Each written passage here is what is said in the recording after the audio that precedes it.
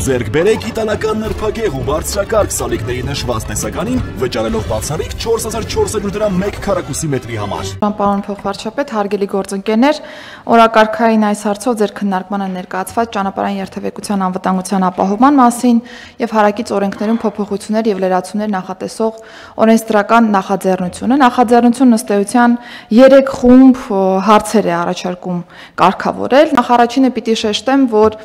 թե մեր հանրապետությունում, թե միջազգային պրակտիկայում հանրային ծառայությունների ոլորտում եւ առհասարակ ծառայությունների մատուցման ոլորտում գոյություն ունի ստանդարտից տարբերվող արագացված, արտահերթ կամ կուզեք այսպես ասեմ, արտոնյալ պայմաններում ծառայությունների մատուցման տրամաբանություն եւս,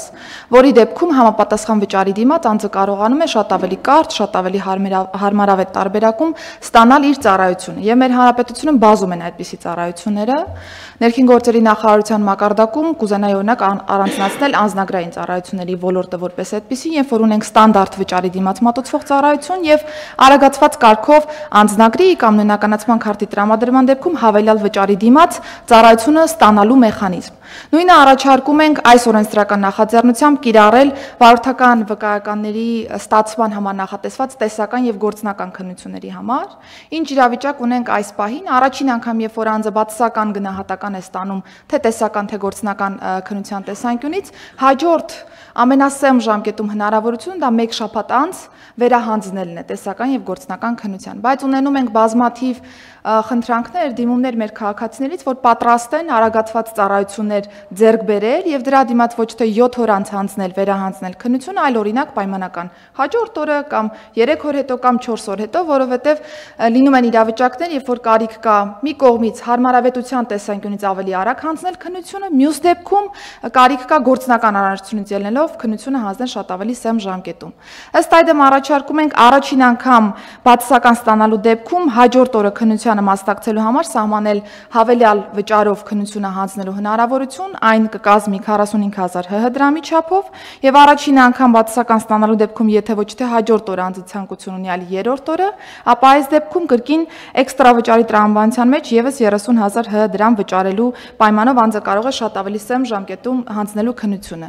Բայց ուզում եմ նորից շեշտել, որ սա հավելյալ հնարավորություն է մեր քաղաքացիների համար, այսինքն ստանդարտ սպասելաժամանակը, որը 7 օր անց վերահանձնում է, սա պահպանում ենք։ Եթե անձը ցանկություն ունի եւ ունի հնարավորություն հավելյալ վճարի դիմաց ստանալու հավելյալ ծառայություն, ապա այս դեպքում թողնում ենք այս իրավական հնարավորությունը։ Բնականաբար առաջին անգամով միայն սահմանափակվել չենք կարող, որովհետև ունենք երկրորդ եւ յուրաքանչյուր հաջորդ անգամ նաեւ բացասական գնահատականի դեպքում վերահանձման հնարավորություն։ Այս դեպքում մեր օրենսդրությունը սահմանում է, որ ամենասեմ ժամանակը հաջորդ քննության դա 1 ամիս անց քննության վերահանձնումն է, այստեղ եւս սահմանել ենք ժամկետային որոշակի հնարավորություններ։ Երկրորդ եւ յուրաքանչյուր հաջորդ անգամ բացասական գնահատականի դեպքում 7-րդ օրը քննության մասնակցելու հնարավորություն եւ յուրաքանչյուր հաջորդ անգամ արդեն այս դեպքում 14-րդ օրը եւս քննությանը մասնակցելու հնարավորություն։ Սա եւս նորից եմ ուզում շեշտել, հավելյալ հնարավորություն է մեր քաղաքացիների համար ստանդարտ սպասելաժամանակից շեղվող ավելի սեմ եւ ավելի հարմարավետ պայմաններում այս process-ը կազմակերպելու համար։ Սա առաջինը։ Երկրորդ խումբ հարցերը վերաբերում են հաշվառման վկայագրերի եւ վարորդական վկայագրերի թվայնացմանը, այսինքն մեր օրենսդրական փաթեթով հնարավորություն ենք տալիս ֆիզիկապես հաշվառման վկայագրի եւ վարորդական վկայականի պլաստիկին զուգահեռ ունենալ նաեւ թվային տիրույթում թվայնացված տարբերակը այս վկայագրերի եւ ՀՀ տարածքում իրավաչափ համարել, թույլատրելի համարել նաեւ թվային տարբերակով վարորդական վկայականների եւ հաշվառման վկայագրերի շրջանառությունը։ Պայմանական սա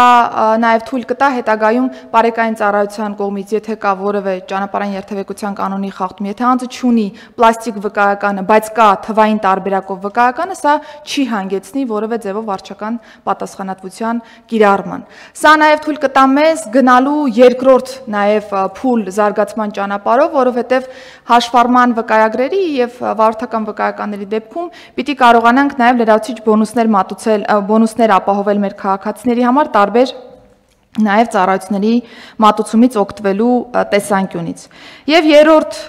խումբ այսպես ասեմ, կարգավորումները վերաբերում են դեռևս անցած նիստով մեր կողմից հաստատված պարոն Գրիգորյան նախաձեռնությանը, որը վերաբերում էր տրանսպորտային միջոցների առողջարքի թվային հարթակում իրականացմանը։ Ես նշել էի, որ մենք նաև հնարավորություն ենք տալու մեր քաղաքացիներին, որպեսզի կարողանան, եթե առաջին անգամ է գրանցումը տեղի ունենում, հաշվառման համարանիշը ստանան նաև փոստային առաքման տրամաբանության մեջ։ Այստեղ այս փաթեթով նախատեսում է արդեն տվյալ հնարավորությունը եւս, որը որ թույլ կտա համապատասխան վճարի դեպքում քաղաքացուն արդեն առաքել կոնկրետ հաշվառման համարանիշը։ Բնականաբար սա եւս հավելյալ ծառայություն է մեր քաղաքացիների համար, եթե քաղաքացիները ցանկություն չունեն այս ծառայությունից օգտվելու, ստանդարտ ձևաչափով ֆիզիկական այցելությունը հաշվառման քննական